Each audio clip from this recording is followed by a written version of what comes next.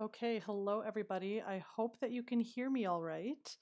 Um, we were having some internet issues just now, so hopefully the stream is coming through well. And I'm just going to check the sound really quick, and then we're going to get rolling on some math. So give me one quick second there.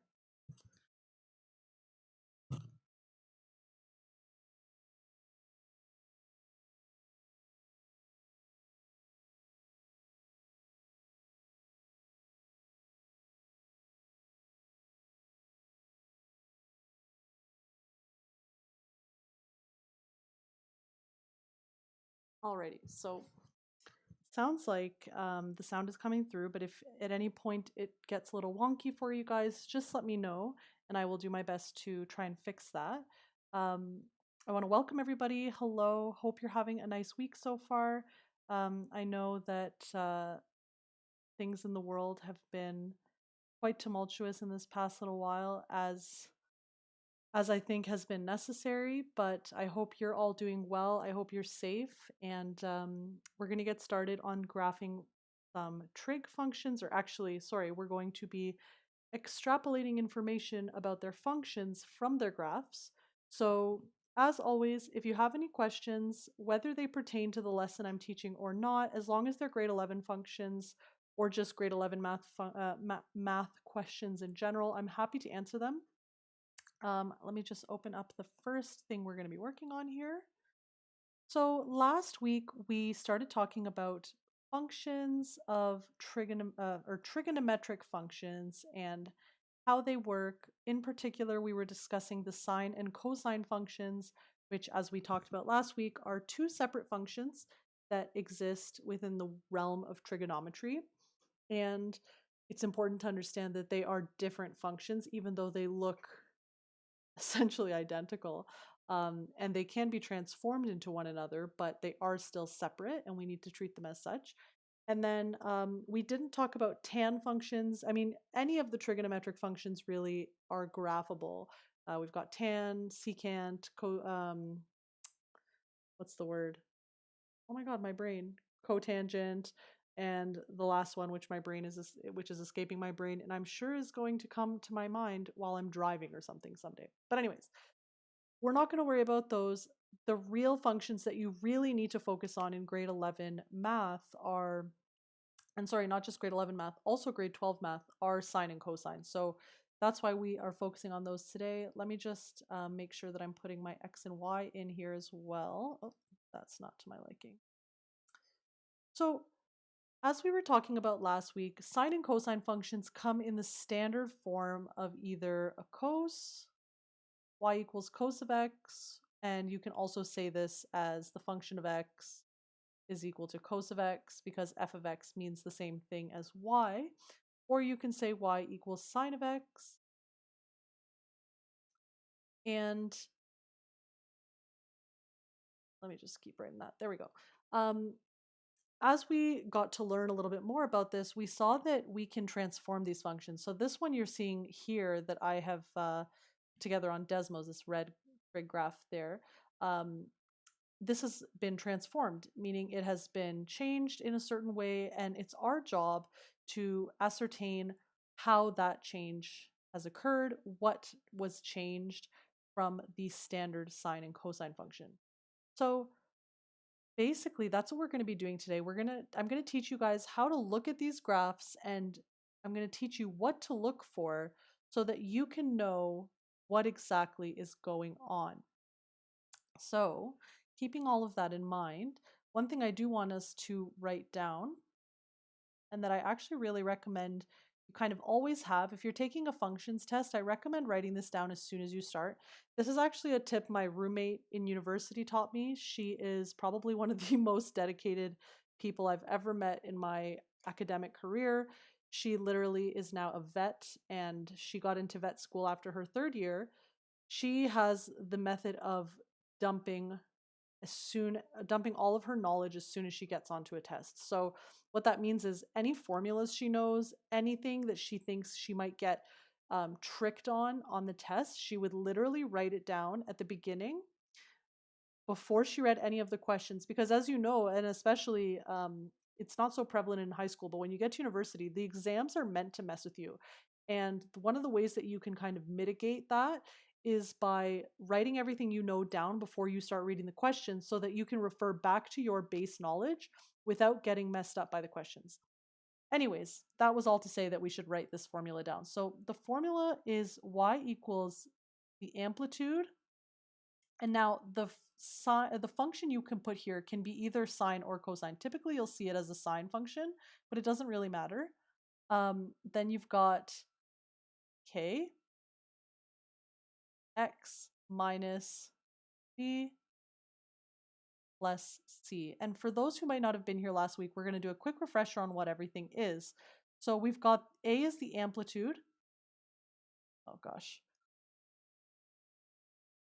And I'm hoping you guys can hear me a little bit better. We actually got new headphones, which are literally half the price of the old headphones that we got, which makes me a little mad because if I had known, I would have bought these from the beginning.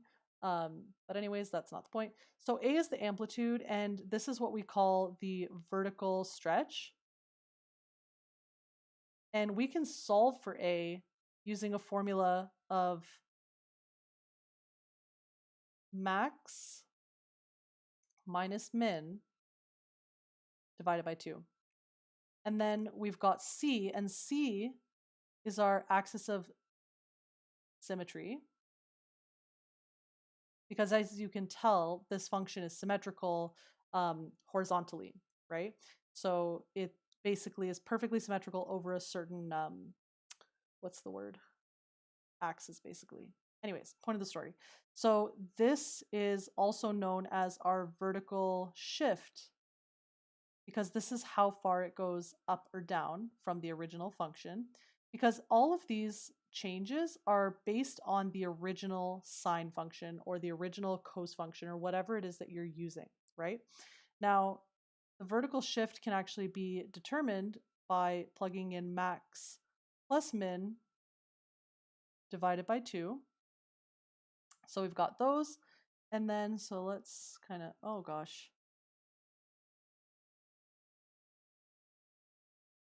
Great. So we have that. And now the k function, or the k, not the function, sorry, the k term can also be determined by going 360 divided by the period. So if you are following along, I highly recommend writing these down. I'm going to have to erase them to give us space. So we will obviously use them, and I'll try to write them as we go. But just if you want to have these for your own records, definitely write them down. This formula, the k formula, can also be rearranged to be the period of the function equals 360 divided by k. And k, another way that we describe k is basically the horizontal stretch. And if you look at its placement and you kind of think back to when we were doing transformations of quadratics in grade 10 and a little bit in grade 11 as well, you'll see that it's placed exactly in that horizontal stretch position the way that it would be in a quadratic function.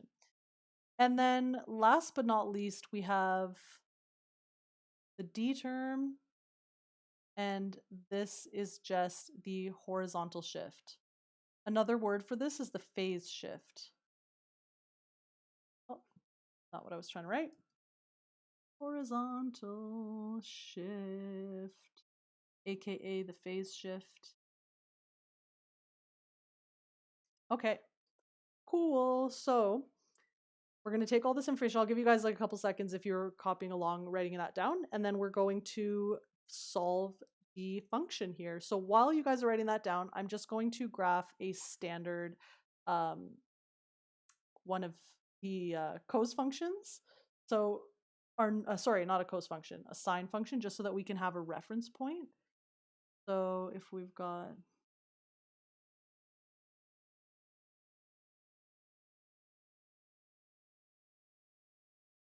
oh, there we go. And so, sorry, just give me 1 second.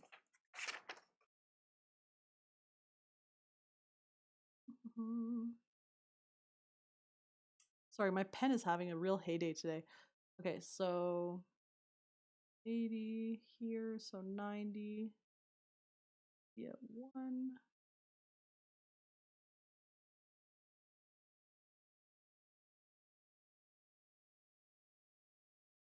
And so this is 360. That's what I'm trying to get at. 360. So very good. Then at 180 here. At, oh, my bad. Those dots out of the way. Okay, so I'm just doing this to give us a reference, like a frame of reference for what we're about to show you. And then 360, we are back at 0. We've got -1 at 270.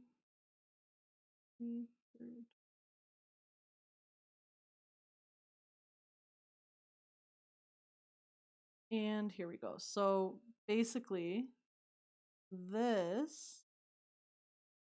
Oh, I was so good there and I ruined it in the end. Goodness.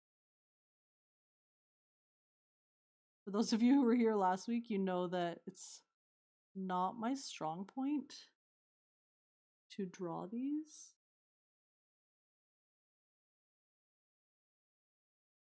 But okay, so this right here is the function y equals sine of x. That's just one period of that function. So basically that is literally us walking through the unit circle, which I'll show you here. So we literally walked through the unit circle. So you'll notice for the sine, if we know that for our unit circle, we have this is like x and this is y. And then following that same logic, the first number is cos and the second number is sine. So I'm always looking at the second number. So here on the unit circle at 0, sine is 0 right there. At 90 degrees, sine is 1. At at 180, sine is 0. And at 270, sine is -1. And back at 360, it's at 0 again. So if we look at our sine, graph, we can see that right there. So 0, and then at 90 degrees, which I tried to do in the middle, it didn't go so hot, but that's 90 degrees right there. So at 90 degrees, we've got 1, back at 0 at 180, then at 270, we are at -1, and back at 0 at 360. So that is one whole period of this function, meaning it went through the whole situation, the whole unit circle, basically. Okay, so now that we know what a normal sine function is supposed to look like, let's talk about how we can determine the actual equation of the function that is in red. So we're going to be using all of these different things, but basically, this is actually the unit that, as a tutoring company, we tend to get the most inquiries about. People really find this confusing.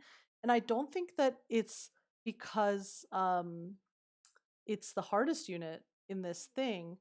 It's, in my opinion, and it's just my opinion, so take it with a grain of salt, but I think the reason why so many people struggle with this unit is because the way that the curriculum is designed is not really conducive to how we learn. And no one ever shows, at least some teachers for the most teachers for the most part are not instructed to like show you how to do this piece by piece. They kind of expect you to just figure this out based on what it is that you have been taught from like what we would have learned last lesson. That said, it's not all teachers, but there are quite a few who, because the curriculum doesn't tell them to teach it that way, they don't do it. But I digress. Let's learn how to do this. So let's talk about, first of all, what we need to know and what we're really looking for. So anytime I do one of these questions, my first thought is to kind of sit down and say to myself, okay, let's figure out what the max is.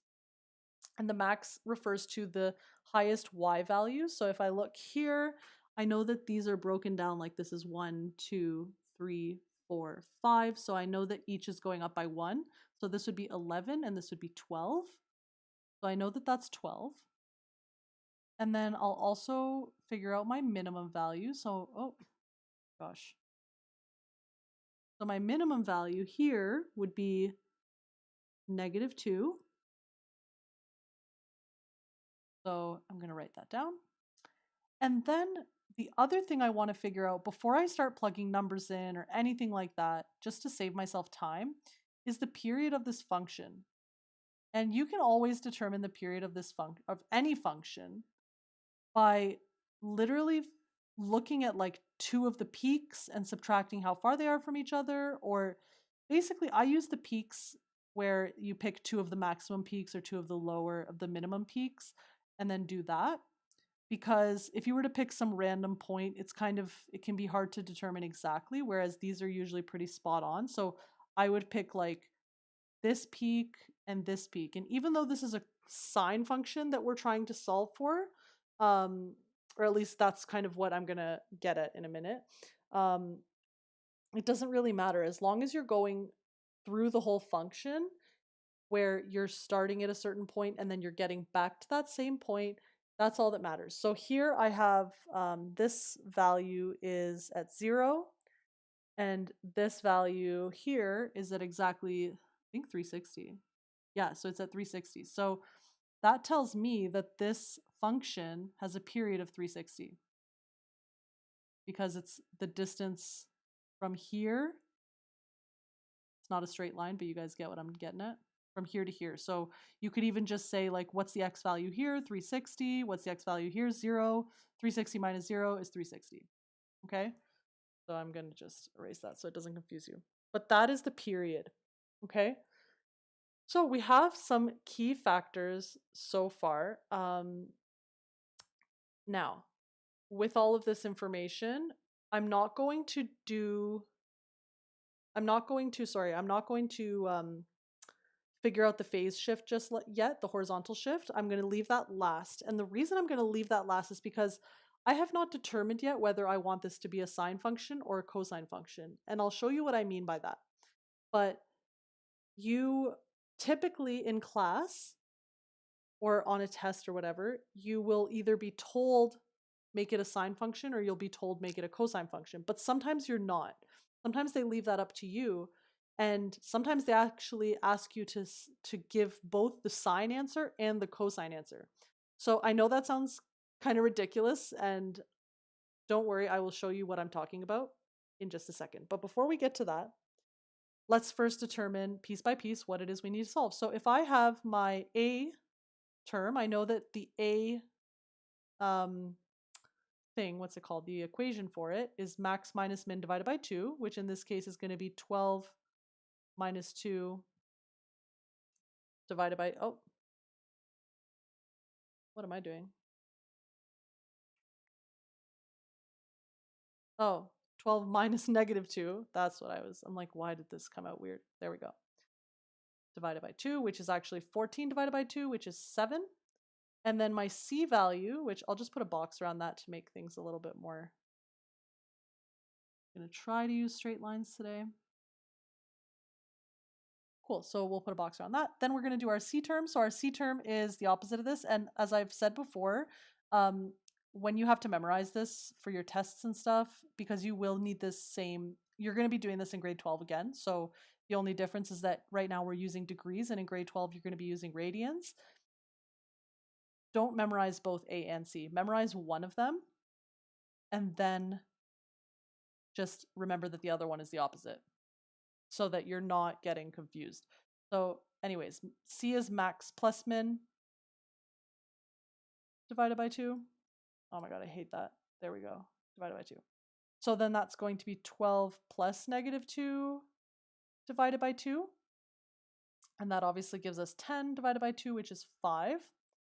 So something we discussed last week, and that's really important to understand in general, is that the C term is our axis of symmetry. So I'll show you what I mean. If I look here at my C term, this is where we are exactly symmetrical on the top and the bottom. Okay, so as you can see, that it's equidistant, as we call it, from the C term. So one way that you can solve this kind of quickly if you don't have time to crunch numbers is to kind of determine where it is exactly symmetrical. But sometimes, having that philosophy can be a little bit troublesome. So I recommend just using the math because it'll be easier for you. Okay. So now that I know these two terms, that's awesome. We will plug those in shortly. But before we do that, we're going to take this period and we're going to solve for k. So I know that the k value is equal to 360 divided by the period. And I know this seems really straightforward, but it does get complicated. And so understanding this from a more straightforward perspective first. So that's why I picked this question first, because it's only got like very minimal transformations. And then we will worry about how to apply this to more complex stuff. And actually next week we're going to learn word problems, which is where these become real doozies. And that's the worst part of this unit by far. But if we have all the fundamentals down, the word problems and all of the more complex equations and stuff, the graphs, will not be an issue for you. So anyways, I'm going to stop my rambling. So the k value would in this case be 360 divided by 360, obviously, because we already know the period is 360. So we know that that's 1. Awesome. Okay, so now comes the moment of truth, because this is where you determine whether you want a sine function or you want a cos function. And in this case, what we're going to do is we're going to first solve it as a sine function. And then I'm going to teach you guys how to solve it as a cos function. Okay? So, sorry, we're going to first solve it as a cos function, and then I'm going to teach you how to solve it as a sine function. The reason we're going to solve it as a cos function is because we know that cos usually starts at 1. So let me draw a cos function here for you guys. So a cos function usually starts at 1. So here, and then back here at 360, and then halfway through at 180, which is here. Got this, 90, 270. Sorry guys, just putting these in quickly so that I can explain what I'm talking about.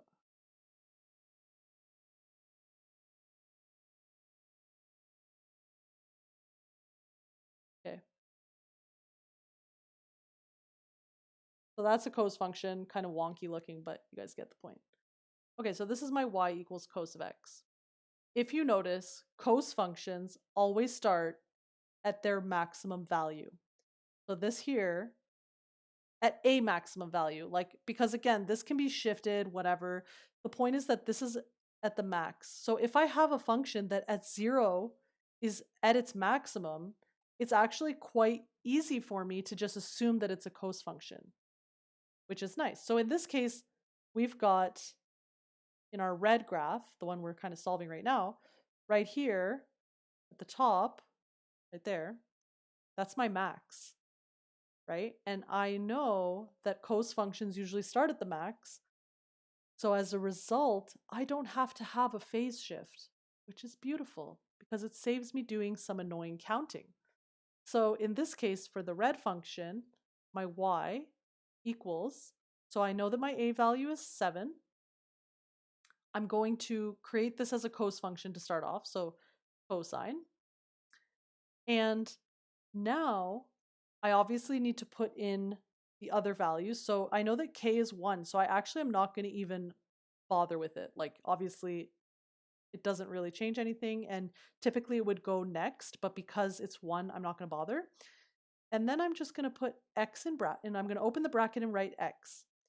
Because the function is literally at 0, starting at its maximum, I don't have a phase shift because technically it didn't get moved. It was the same thing that the normal cosine function would be, just like this one right here. This max and this max, they're both in that same spot, meaning it was not horizontally shifted. Therefore, I can close this bracket because there's no horizontal shift if I call this a cos function. Then last but not least, I'm going to put plus 5. Great. So now how do I describe this as a sine function? And so actually with the grade 9s today, I was talking about something called math synonyms. And it's just this concept that I like to use with tutoring students, or I used to like to use because I don't tutor myself anymore. But that we teach our tutors, a lot of them, to talk like this and to give you guys kind of verbal explanations for things, because the language of math is not our native language. It's not like, if English is your first language, then you think in English, you count in English, you do everything in English. And so math is its own language. And if we can put it into words, that's really a great way to study for math. And that's actually something I recommend for those of you who are going on to university level math where things do get really complex. One of the best things you can do is to make sure that you understand something, try and teach it to somebody else. If you can teach something to somebody else, then that means you understand it. That said, make sure you're like getting the numbers and stuff right. Don't mess with your friends and confuse them. Another thing is to put things in your own words verbally, because when we read stuff in textbooks, it's written in academic language, and that's not how we think. Our brains don't think in academic language. We think in verbal language and the way we speak. So that's a really big thing that helped me in university, but also that we we train our tutors to do that. And we've seen huge results, because when you see things in terms of words, it makes more sense. Okay, tangent over. So no pun intended. Gosh, I'm just killing it today with these puns. So um, now we want to make this into a sine function. So like I said, you guys, cos and sine, when it comes to everything else, they are the same. So even if this was a sine function, the a value is still 7. The k value is still 1. And the c value is still 5. The only thing that changes is the d value, because now we need to determine what is going on. So the sine function, there are a couple ways that you can do it. Now, the sine function obviously should start, as we can see from our black sine function down here, it needs to start at the, not the halfway point, what's the word I'm looking for? At the point of symmetry, right? So in this case, the point of symmetry on our graph is 5, and we know that because that's the C term. And I'm going to say to myself, well, okay, well, what's this then? Because that's where we see the graph starting right here, right? And that means that we shifted to the left. Now, when we shift to the left, that gets indicated by the opposite sign. So when we shift negative, the sign here is positive. So we shifted, oh, I wanted that to be red. So we shifted to the left by 90 degrees as far as I can tell. Yeah, so by 90 degrees. And one trick I'll teach you is that the sine function and the cosine function are always, now, in a situation where the period is 360, okay? That's very important to remember. In a situation where the period of the function is 360, as it should be, and it hasn't been changed, the k value is 1, the sine function and the cosine function are 90 degrees apart. Okay? So if anyone's confused by that, just let me know. I can do, like, we'll do another example. There's also another way you can describe this function. Again, all of this, these are math synonyms. They all describe the same exact situation. Okay? So this saying y sine bracket x plus 90 close bracket plus 5 is the same thing as saying 7 cos of x plus 5. Another way that we can describe this function is that it's been flipped. It could be a flipped sine function. So what do I mean by that? Whenever I have a flip, that means that the graph is flipped horizontally. And so if I have that, that means that instead of starting going upwards the way that it does here for this sine function, I could have a sine function where it starts going downwards first, right? It's like here. So here we go. If I was to pick this spot, it's right on the axis of symmetry. and I'm saying to myself, okay, I want this to be a sine function again, but I need another way to describe it, then because it's a sine function, but it's going downwards, I'm going to say that it's been flipped. And the way to indicate that is by making the a value negative. That's how we indicate a flip. And in this case, we go -7 sine x. And in this case, it's -90 because we're saying that it shifted this way by 90. Plus 5. Each of these things means the same thing. I could even make a negative function for the cos function, and I'll show you how. So if I want a negative cos function, then that means I need to pick a function where instead of starting at its maximum, it starts at its minimum. So at this point, that will be down here, and that occurs at 180. So I'm going to say -7 cos bracket x minus 180 plus 5. All four of these things describe this exact function. This graph is able to be described in 4 different ways, and they all mean the same thing. They all tell us the same exact thing. You could graph any of these 4 things that I wrote in red over here, and they would give you this exact graph. This exact graph is what I was trying to say. I know I scratched my microphone there. Okay. And if any of you guys are gamers, these new headphones that I got are gaming headphones. They're amazing. I forget what it's, I think they're like Spider Hunter or something like that. They're very cool. I highly recommend them. They're way more comfortable than the ones I used to have, which literally would hurt my ear so much by the end of a free math help day. But that's not the point. I digress. So if everyone has written this down and you don't have any questions, I'm going to move on to the next one. But if you do have questions, just feel free to write them in. That's fine. We can come back to this if we have to. But yeah, so like I said, these look a lot more complex than they actually are. Do not let them intimidate you as long as you know how to solve for these little pieces. You know, step 1, get your max, get your min, the period. And then basically after you have gotten those 3 things and you've determined the A, the C, the K, all you need to know is whether or not you want to call this a sine or cosine function. And then from there, you create your function. And again, there's always like there are millions of ways you could describe this function, but the one way that I think is effective is to remember whether you want it to be a sine or whether you want it to be a cosine. Okay, so let's open up the next, that's our unit circle. Open up the next one. Okay, so this one has a little bit of a higher frequency, and that just means that, like, you know, it has been compressed. And we'll talk a little bit about that. And also, for those of you guys who are wondering about like domain and range, domain for these types of functions is XER. It's always, it's infinite. It goes on forever. The range, on the other hand, which is the value of where y exists within the realm of the graph, is obviously going to be truncated by what your max and what your min are.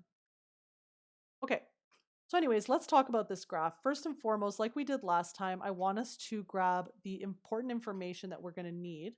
So let's go ahead and do that.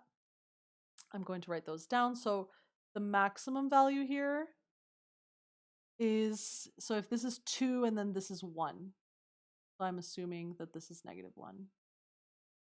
This. Okay, so the max is 1, the minimum,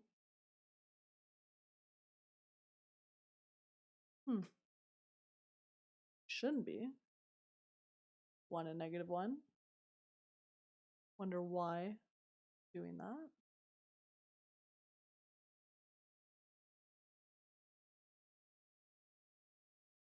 Give me 1 second, guys. Let me figure this out. This might not be the question I thought it was.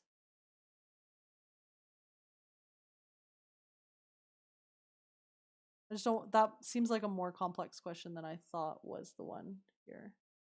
Okay, let's do this one, and then we'll come back to that after. Okay, so yeah, that one actually is another question that is much more complex, so we will come back to it. But anyways, So first things first, again, for these kind of questions, let's get the max. So the max in this case is going to be 6, 7, 8. Our minimum here is -8. Awesome. Oh my gosh, did not want that to look so sloppy. -8. And our period is going to be from here to here. Now, I don't really like these 2 points, so I'm going to pick something else. I actually think this will be easier to solve for, so from here to here. So like I said, for the most part,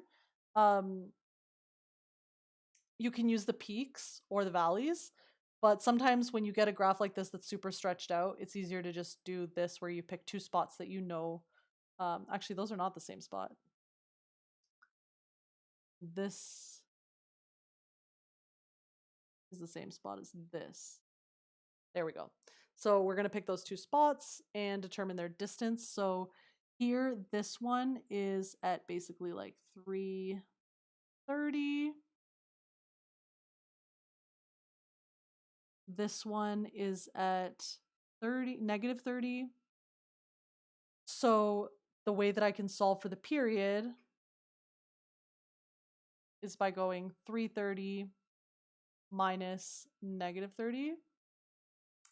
And that gives me 360. So that's just your standard period, the way we often have had so far. The period is 360. Okay, so let's take this information and actually do something about it. So if we have the A term, we're going to go max minus min divided by 2. That's going to be 8 minus -8 divided by dose. And that's going to give us 16 divided by 2, which is 8. And so there's that. Sorry, I'm giving up on drawing straight lines. They're just not my jam. So we have the C term. The C term is max plus min divided by 2. And I rewrite this because I highly recommend you guys constantly rewrite this on tests, on assignments, whatever it is. Writing your formulas out really does get you those top marks because teachers like to see what you're doing. Anyways, so this is just 0 divided by 2, which is going to be 0, which makes sense because as we can tell, our axis of symmetry is right here at the x-axis, which I should have done this. Why? Okay. Coolio. So next we have the k value that we need to solve. So solve for. So the k value is 360 divided by the period, which in this case is 360, which I should have written the word period. And that's going to give us 360 divided by 360, which is 1. So k is 1, which is pretty awesome. So not a lot has been shifted here, but what has obviously been shifted is the graph itself. So, and we know that because if you can tell, if you look here, it's not starting at 0, 0 or at 0, 1, which if it was a sine or a cosine function in its standard form, it would have started there, right? So in this case, I'm going to make this into a sine function. And basically, I've broken the, sorry, I'm going to make this into a cos function. My bad. We'll talk about a sine function after. So as a cos function, we are basically breaking this down. So first of all, I'm going to write y equals 8 as my a value, cosine. And the reason I'm choosing this as a cosine function is just because I can very clearly see where the max is for this. So here we go. And actually, I think I've drawn this a little too far to the left. I actually think the max is like somewhere in here. So if I was to, wow, my straight line drawing is terrible. But if I was to bring this down, it should be at like 45 degrees. So here, my cos function was shifted x minus, because I'm moving positively. Remember, it's always the opposite, 45. And that's my overall function. That's everything. Okay? So that's the answer for this. If I wanted to make it a sine function, I would have to determine like what exact value that is right here. And I don't know off the top of my head. So we're not going to guess. So we're just going to leave it like this. But this is our final answer. If your teacher asks you to describe how it's been transformed, you could say something like, it has been vertically stretched. And I know it's a stretch because it's a whole number. If it was a fraction or a decimal, it would have, like, if it was between the numbers 0 and 1, basically, it would be a compression, but it's not a compression in this case. So it's been vertically stretched by a factor of 8. That's one transformation. And then the second transformation is that it has a phase shift of 45 degrees to the right. Okay. Cool. So there's that. We're going to get into some more complex ones now. So if anyone has any questions about this, let me know. I'll leave that up for like 2 seconds just so everyone can take a look.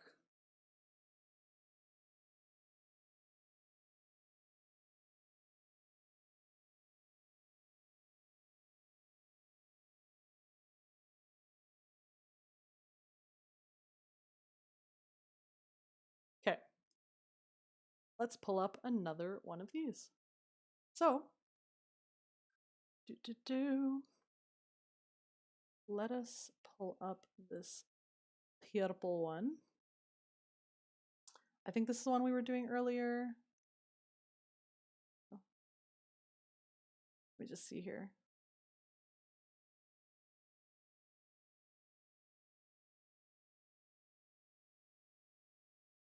Yeah, this is the one I wanted to do. Okay, cool. Sorry guys, it's just I had to kind of do that in my head to determine if this was the one I actually wanted us to work on. Alrighty. So, and I know I say so a lot. I'm trying to work on that, guys. I apologize. When you listen to yourself recorded, it's such an eye-opener in terms of the things you do. But that's okay. Now, again, the first thing we want to do with this type of question, and I know this seems repetitive, but trust me, you guys, this is the thing that so many classes don't actually do.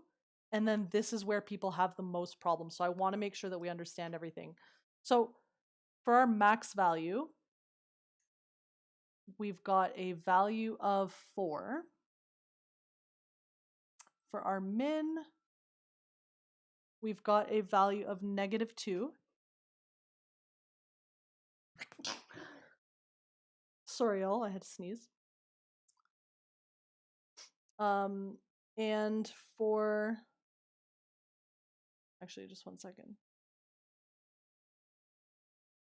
Yeah, that should be fine. So we got that. And then now for our period, we can kind of pick 2 things and just figure them out. So let's take a look here. If I have I like to pick things that are on exact values. So actually, again, the peaks and valleys were not exact here. So I'm just going to pick these. Remember that you want to make sure it's gone through the whole cycle before you pick the second spot, right? So here it went up once and down once and again up. So we're good to pick these 2 spots. So we've got 300 minus, in this case, period, equals 300 degrees minus 120, which should be 180.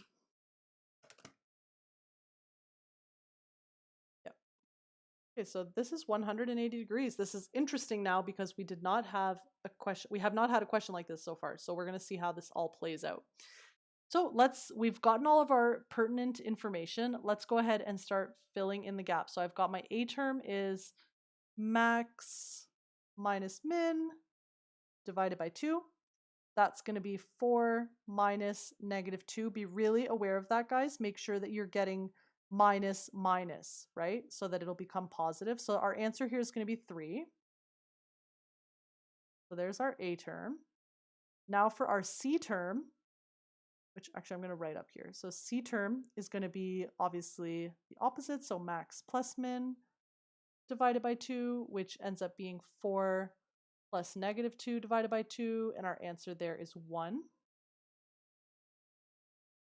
Yay. And our K value we know is 360 divided by the period, which in this case is 180. So that's going to be 360 divided by 180, which we know is 2. So this is pretty interesting so far. Now, one thing I want you guys to be aware of again is that you need to decide at this point before you decide, before you start determining your phase shift, whether you want this to be a cosine or a sine function. I'm going to start this out as a sine function, and the reason is because I've actually already put a dot right where I need it to be, because if we know from our C term, this, actually I'm just going to use a line here. This is our axis of symmetry.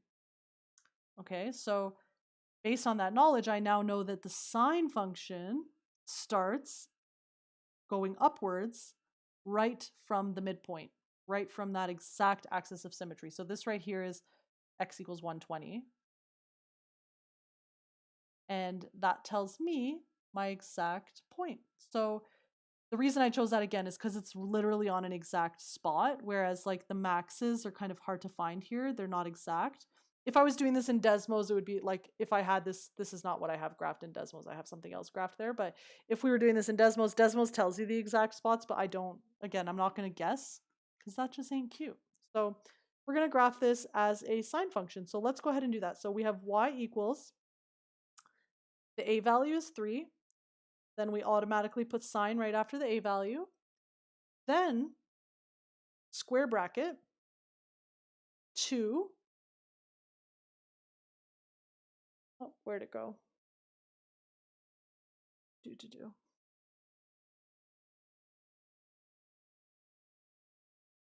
Let me just check one thing.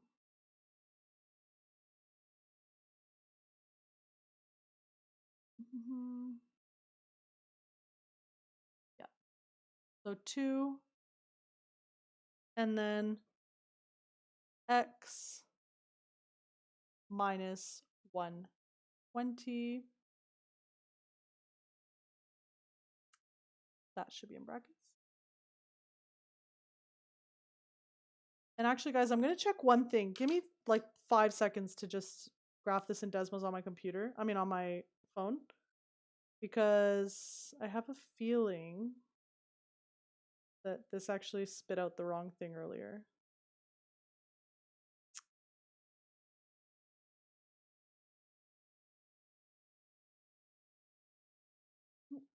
Sorry guys, give me 1 sec. I promise it won't be long.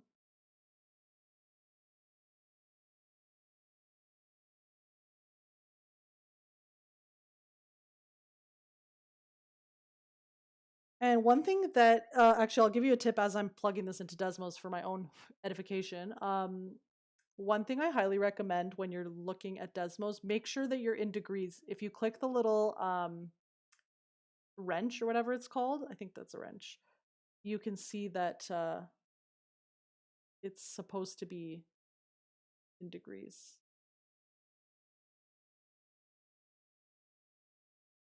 This should be. And then because it's in degrees, like typically Desmos will assume radians in the beginning. You want to be really careful about that because obviously when you're setting up your axes, they need to be appropriate.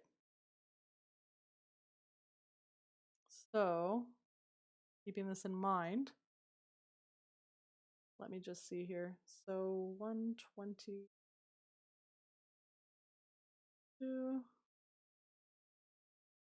What did I make this? Oh, -5. 5. Okay. So just needed to check that real quick. So at 120,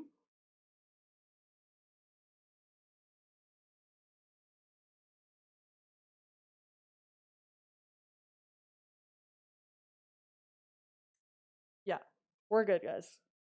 We cool. We cool. Because at 120 degrees, we've got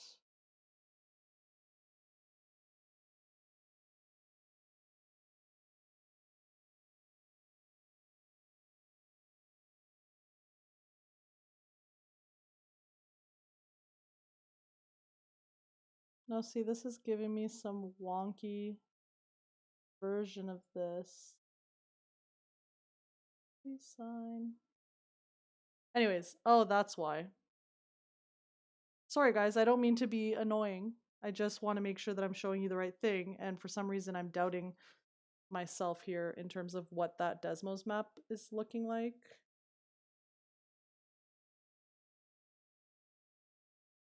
You know what? Why don't I just show you guys what I'm doing? Let's save us all the strife of listening to me talk about it. So y equals 3 sine 2x minus or plus 120 plus 1. And then we're going to do another one, which is y equals 3. So 3 sine 2 x plus 160 plus 1.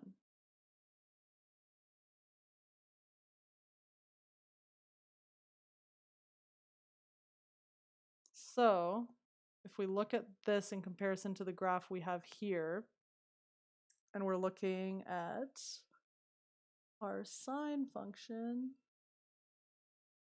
Yeah, okay, so the graph we have here is, this is the answer for it.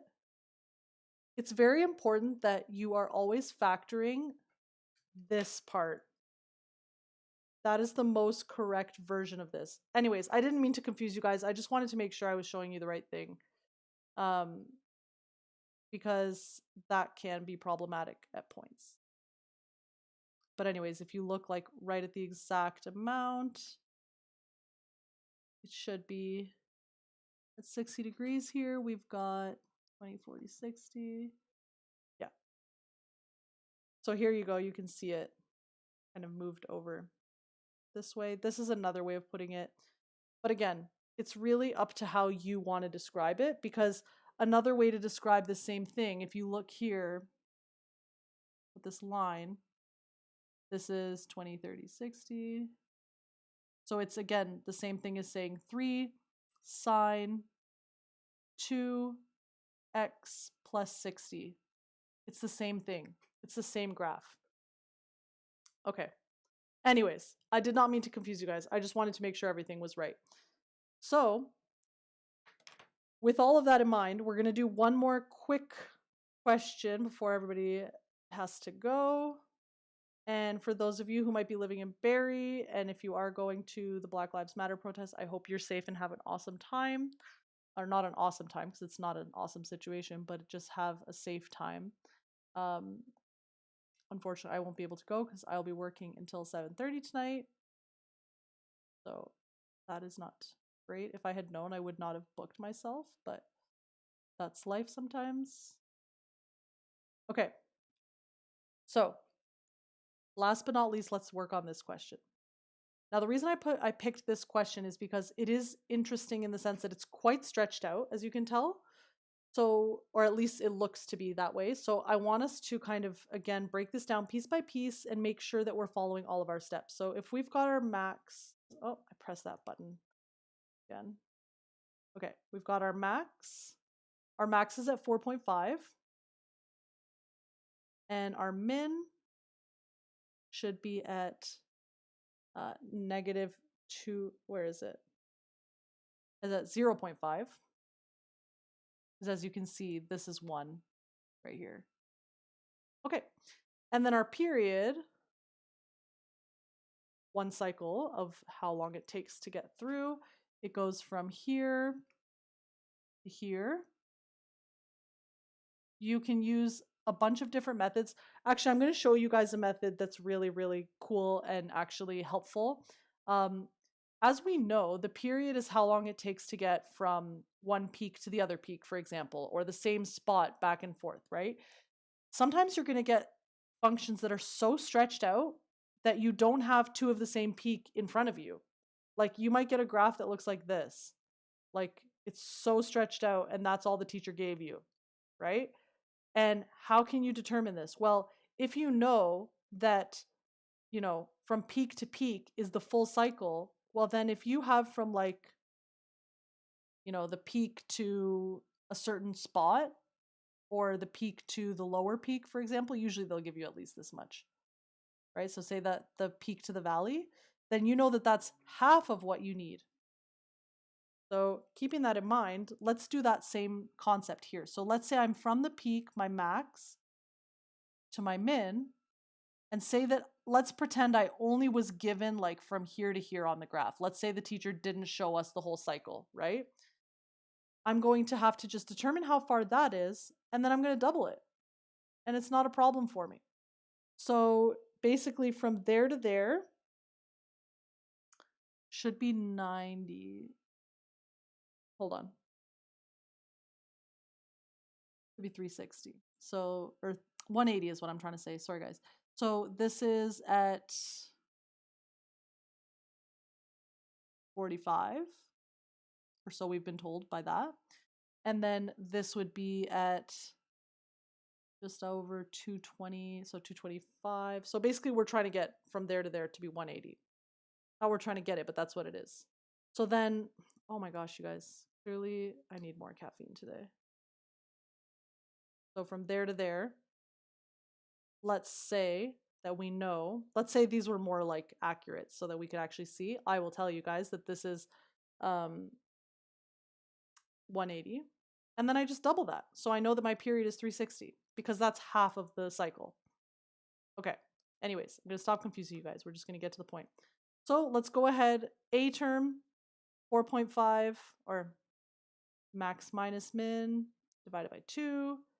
4.5 minus 0.5 divided by 2, which is, oh, where did I put it?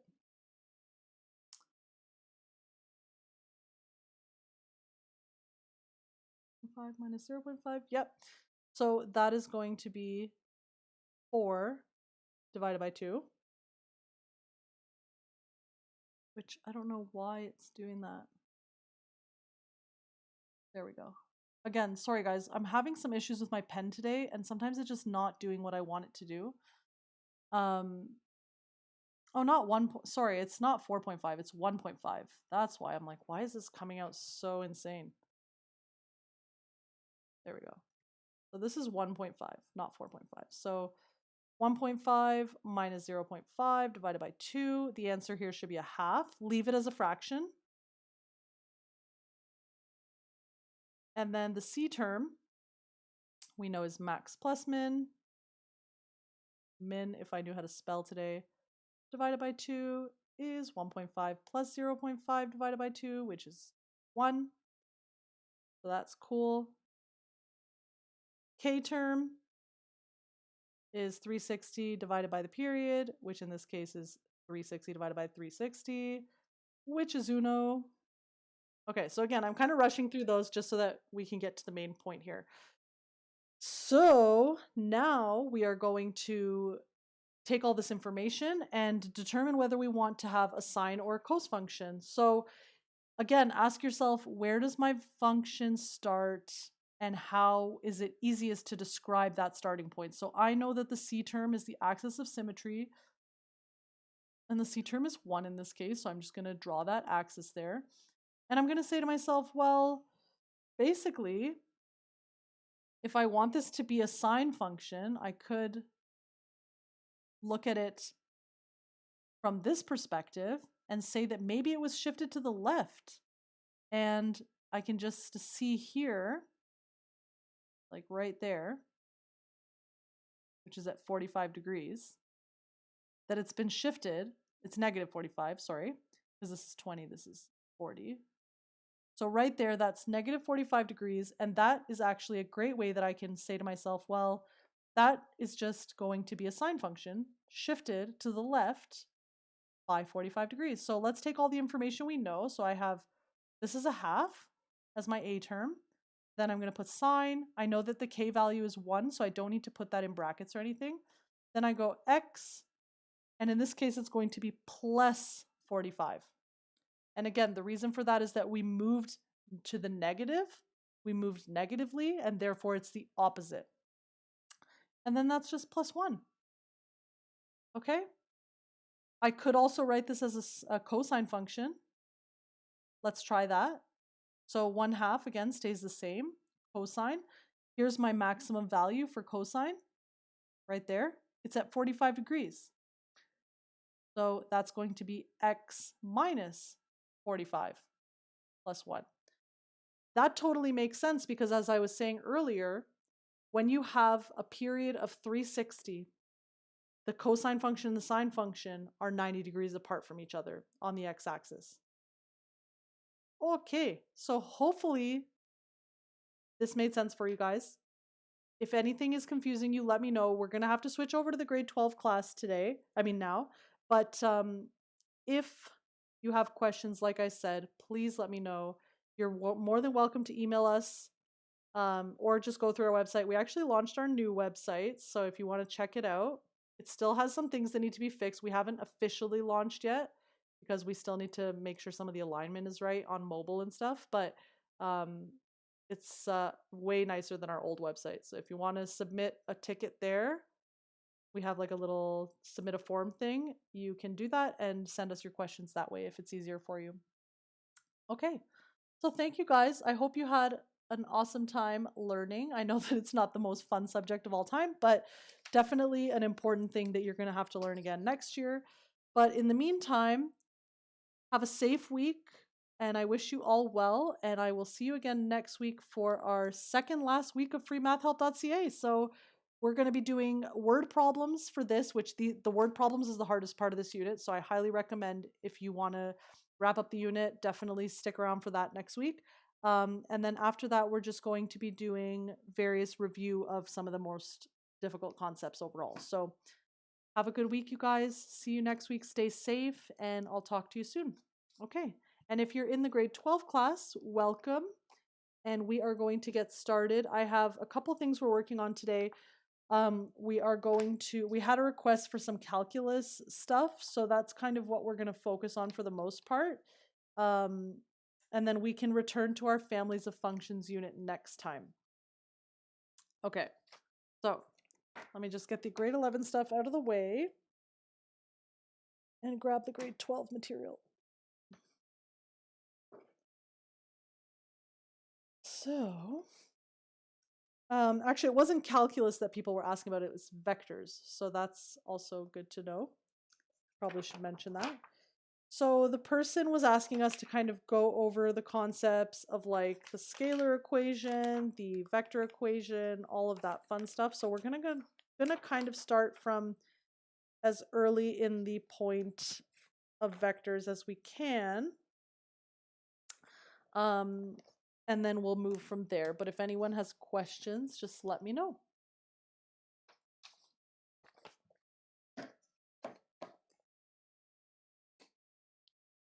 Oof. And then, where did this go? Okay, guys. So, like I said, we're going to be talking about vectors today. And I know that we typically do the grade 12 advanced functions course stuff, but we did have a request for this. So I want to make sure that we can help people as much as we can. So when we talk about vectors, oftentimes in math in the past, we've talked about linear equations and systems in 2D.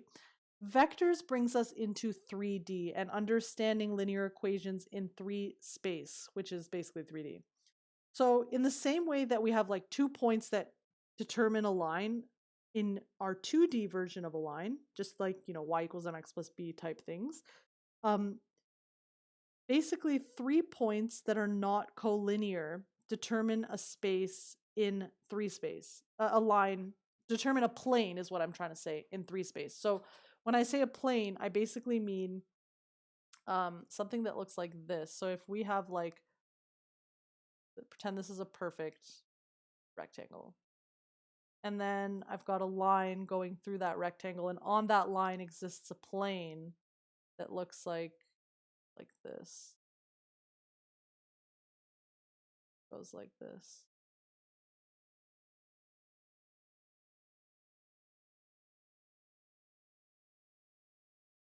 Okay, so this is the plane. And it's basically on a line, right? So a plane intersects to form a line. And basically, what we're going to talk about today is stuff relating to this. Okay, so if the points are the endpoints of geometric vectors in 3D space that are broken down by algebraic vectors into the form x, y, z,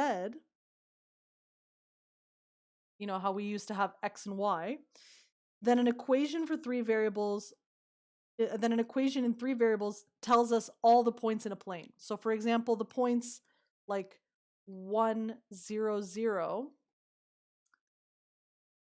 0, 1, 0, and 0, 0, 1 satisfy the equation x plus y plus z equals 1. And all the points that satisfy x plus y plus z equals 1 are on the same plane. So for example, like 2, -1, 0, and 1, 2, -2, those all follow this same concept. So for example, if I was to plug those together, x plus, like if this is x, this is y, this is z, then x plus -1 plus 0 are actually going to equal 1, because 2 minus 1, which is what this becomes, equals 1. And the same thing over here, right? So those are all on the same plane. So that could be here, that could be here. It tells us basically in 3D, you know, we're used to the XY axis. We now have a Z axis that kind of comes out towards you, if you picture that. Okay. So two linear equations that each have three variables will create a graph which is consisting of two planes. And those planes are set up either in an intersection like this. This is an intersection. That's a terrible arrow.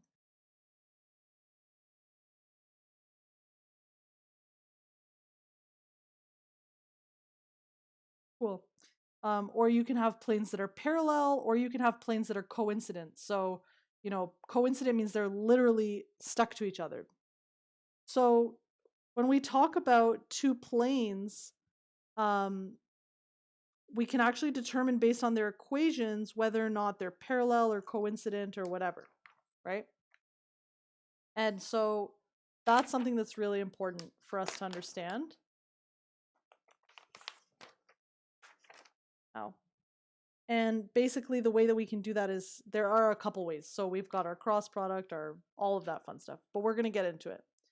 So if anyone has any questions about this, let me know before I move on to the next thing.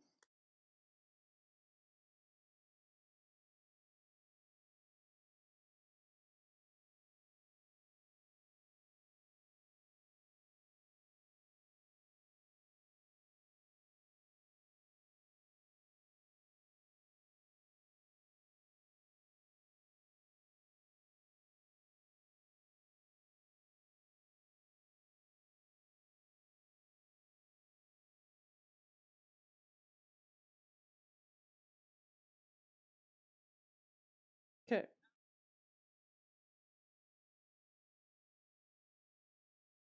So we're going to get started on the next part here.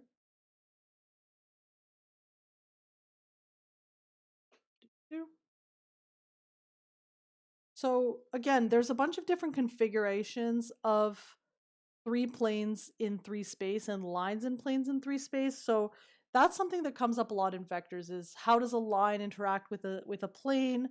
You know, do you have lines that are parallel or skew with the plane, or there's just a bunch of different ways of describing this. And so one thing we want to talk about first is that the equation of a line in two space can be written in one of three forms. So we're going to talk about that first. So we've got equation of a line.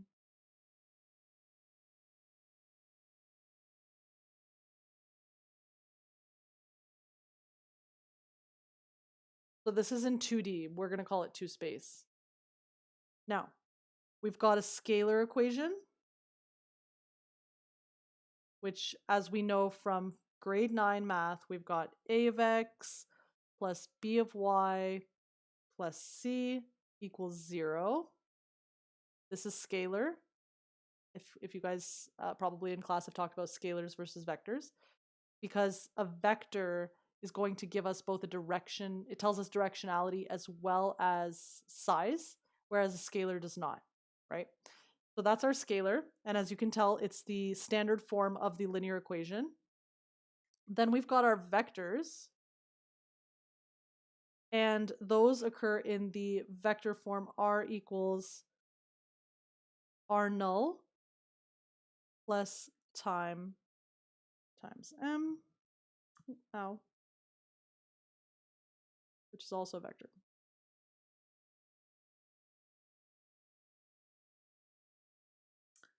Okay. And then, so this is part 1, this is part 2. And then part 3, we've got parametric.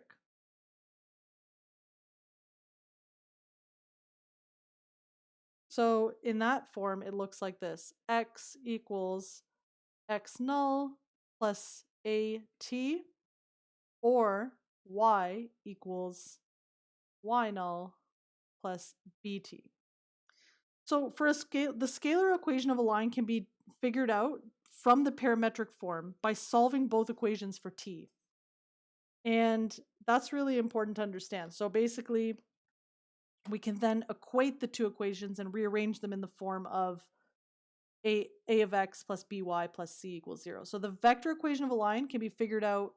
So that was for the scalar. Now the vector equation of a line can be figured out from the scalar form by finding any point on the line, and then it can be used as the position vector r0. So we're going to then determine the slope of the line by rewriting the equation in slope-intercept form, as we've been taught in grade 9. And then the slope gives us the direction vector, vector m equals xy.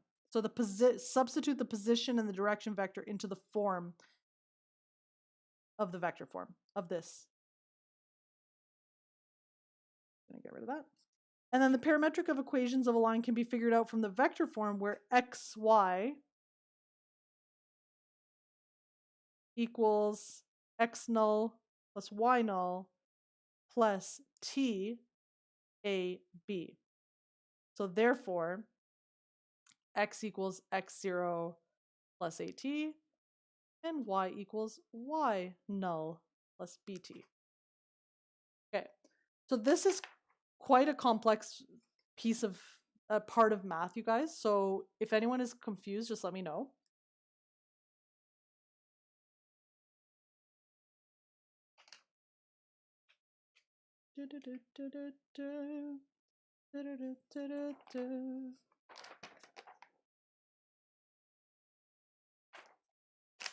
Okay, give me 1 second.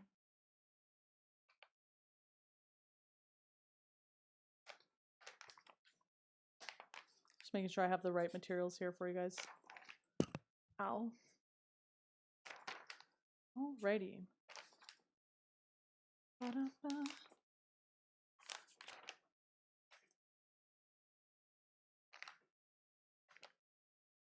Okay, 20. Here we go. Sorry guys, because the numbers are in 2 spots. I just want to make sure we're looking at the right thing.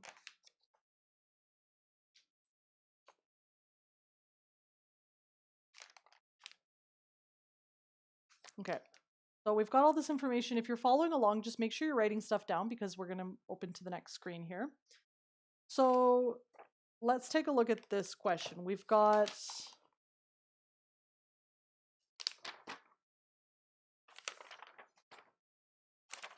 again, sorry, this keeps flipping to the wrong thing. So there we go. Perfect. So 4 students each made a statement about the equation of a line in 2 space given in vector form.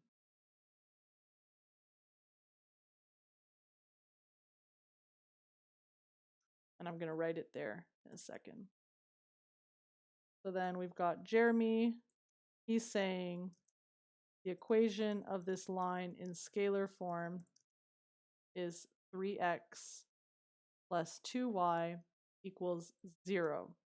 So let's start with this part of the question, and then we can come back and fix, like we'll do each part later. Basically, we want to determine whether this statement is true. So I'm going to just write the vector form here. So the vector form is r, the vector r equals -3, 5 less t 2, -3. Okay, so let's look at how we break this down. First and foremost,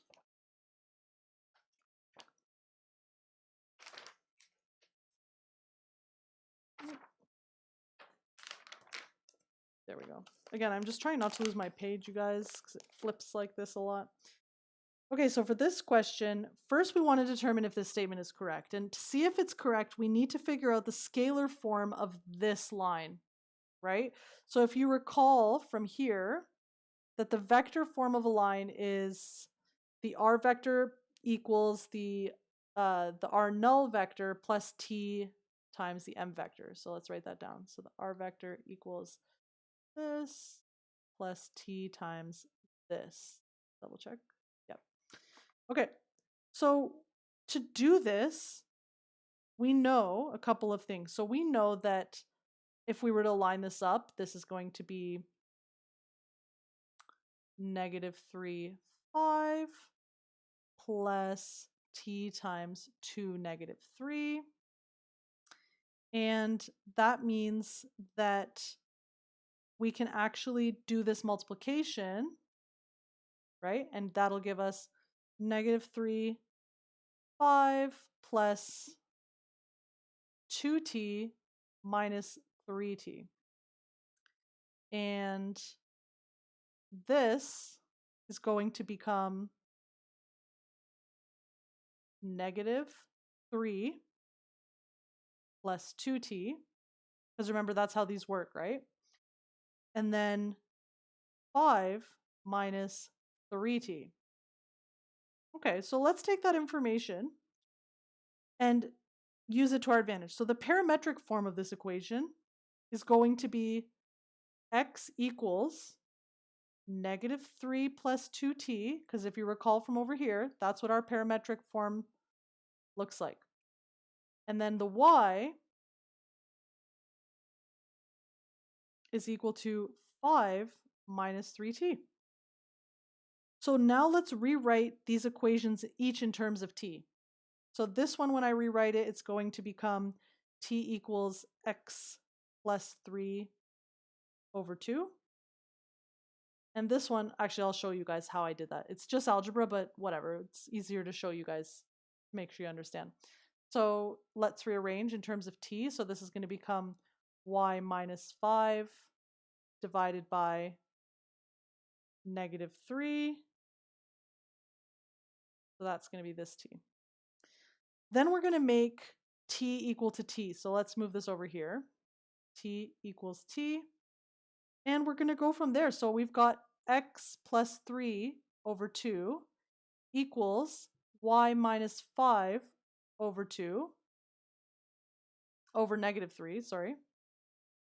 And let's go ahead and solve. So this, we got to cross multiply here. So it becomes -3 times x plus 3 equals 2 times y minus 5. And from that, we can start solving these out. So we get -3x minus 9 equals 2y minus 10.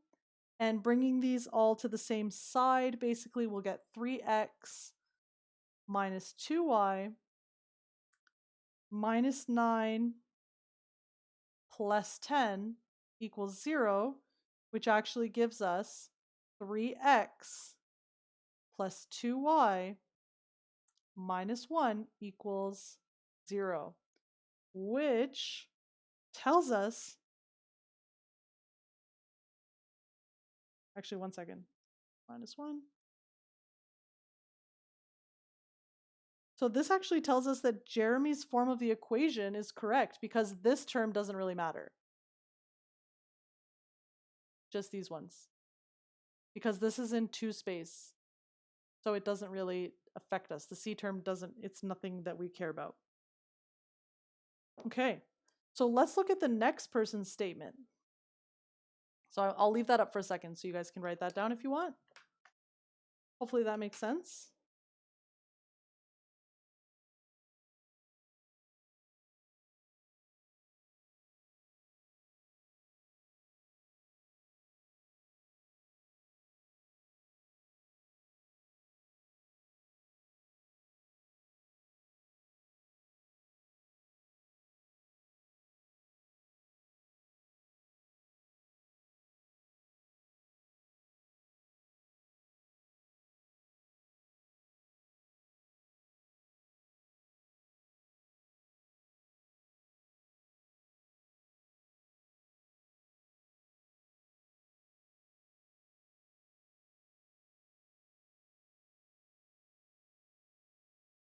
Okay.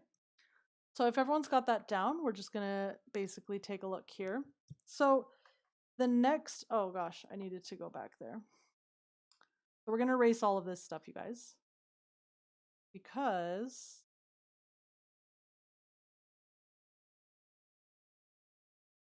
oh, not what I was trying to do. So we saw that Jeremy's situation, what he was saying was correct. So that's great. So now let's take a look at what the next person was saying. So we've got Derek says that a line L, which I should I tell? Oh gosh, no. A line L that is parallel to the given line is as follows. So I'll write these out. It's just easier. Oh, not what I was trying to do. So now we want to determine whether they're parallel. So this is going to be L, and then we've been given this information. So X equals 1 plus 2.5t. So as you can see, it's in parametric form. We'll go back to here. And then Y equals 8 minus 3.75t. So let's go ahead and determine whether Derek is correct or not. So for this problem, to see if his statement is correct, we have to look at the direction vectors of both lines. And the direction vector for the original line, because we know that this is a direction vector, the M vector, is 2, negative 3. Sorry, let me pull this back so you guys can see. This direction vector right here, this is the M vector, right? So we know that it's 2, negative 3. And the direction vector for the line L is 2.5 and negative 3.75. This is the direction vector. So we can say M for L's M. Let's rewrite that. So this is this. The direction vector for the line L is equal to 2.5 and negative 3.75, which we know because that's in our parametric form, the A value and the B value, that's what they are. So for the lines to be parallel, the direction vectors should be scalar multiples of one another. And that's what we're going to have to determine. So let's take a look here. So I've got 2 and negative 3. And we want to know if those are scalar multiples of one another. So let's go ahead and do that. I'm assuming they're not, but you know, kind of looking at them, I can tell that they're not, but. Oh wait, hold on one second. Actually, we might be fine. So let's kind of take a look at this piece by piece. So this becomes 2.5k, because remember, we're multiplying this in. And then this becomes negative 3.75k. And we need to find the values of k. So let's go ahead and do that. We've got 2 equals 2.5k. And then k is going to equal 0.8, because that's just the rearranged algebra. And then we've got, for the y, we've got negative 3 equals negative 3.75k. And in that case, k is also equal to 0.8. So in actuality, they really are negative. They are what's it called? Scalar multiples of one another, which makes them parallel. So Derek is also correct that they are parallel. Okay, so I'll leave that up for a second. And I'll let you guys take a look there.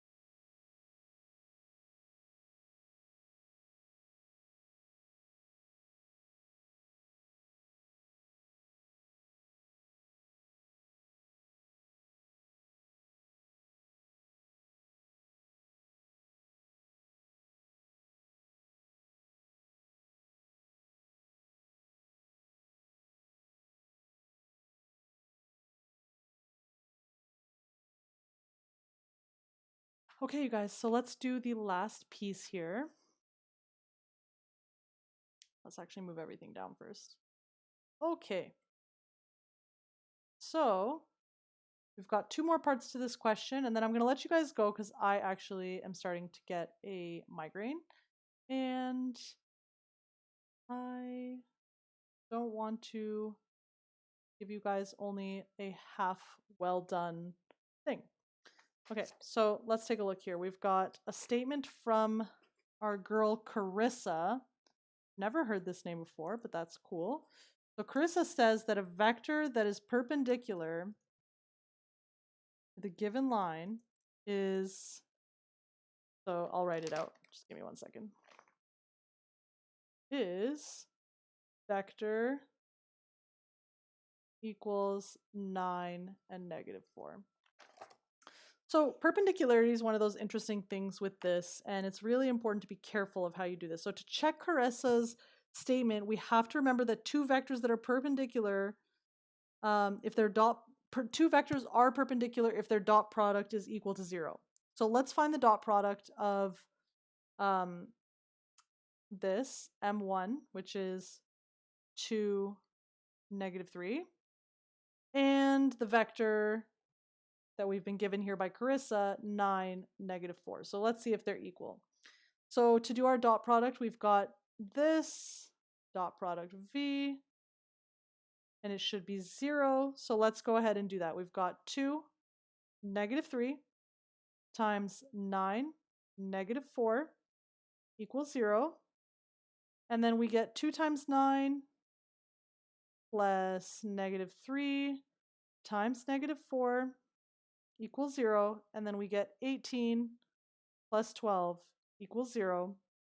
And it does not equal 0 because that's 30 and that does not equal 0. So therefore, because the dot product is not 0, Carissa's a liar.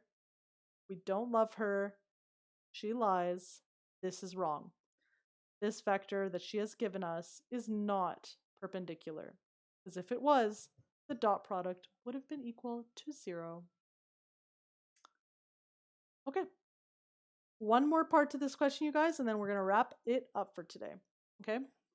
So, let us take a look here. Let's erase. So we've got 1 more contender claiming stuff. Get our text here. Okay. So our girl Emily, she's saying this. 2 points on this line are -1, 2, and 0 and 0.5. So this one is not as hard to figure out because we actually learned how to do this in grade 9. But we're going to figure it out the crazy difficult way that they expect you to do in calculus and vectors. So let's take a look here. So to determine if Emily's right, we have to look at her statement and substitute the points into the into Jeremy's correct scalar equation. So if we know that we've got, -1 and 2, then we're going to take a look at it like this. So we've got 3x plus 2y because of those numbers, minus 1 that we were given earlier. And we can actually just go ahead and do this multiplication. So this becomes 3 times -1 plus 2 times 2 minus 1 equals 0. And then in this case, we get that equals 0, which is great. And then we're going to take the rest of this information. So we're going to go 0 and 0.5 goes to 3x plus 2. Oh, this should be y. Sorry. 2y minus 1 equals 0. And we get 3 times 0 plus 2 times 0.5 minus 1 equals 0. And then that does equal 0. So 0 equals 0. So both lines lie on the line. So Emily is correct. Okay, yay. So anyways, that's where we're going to wrap up for today, guys. I'm really sorry I'm getting a migraine. And I have a feeling it's about to get really bad. So I don't want to wait until that point. Staring at the screen really hurts my eyes right now. I thank you guys for joining. I hope that you're well. I hope that you're staying safe out there. And I hope to see you again next week. If you have questions you want to submit, please feel free to send them to us. You can either submit them through our website, scholarlyelite.com. Just submit them in the form there. Or you can email them to us at admin@scholarlyelite.com and we will answer them next week on the live stream. We've only got 2 weeks left on the live stream, my friends. So any questions you want to get out of your system, you let me know. Okay? So have a good week, you guys. Stay safe out there, and I will talk to you soon. Okay. Thanks, guys. Bye.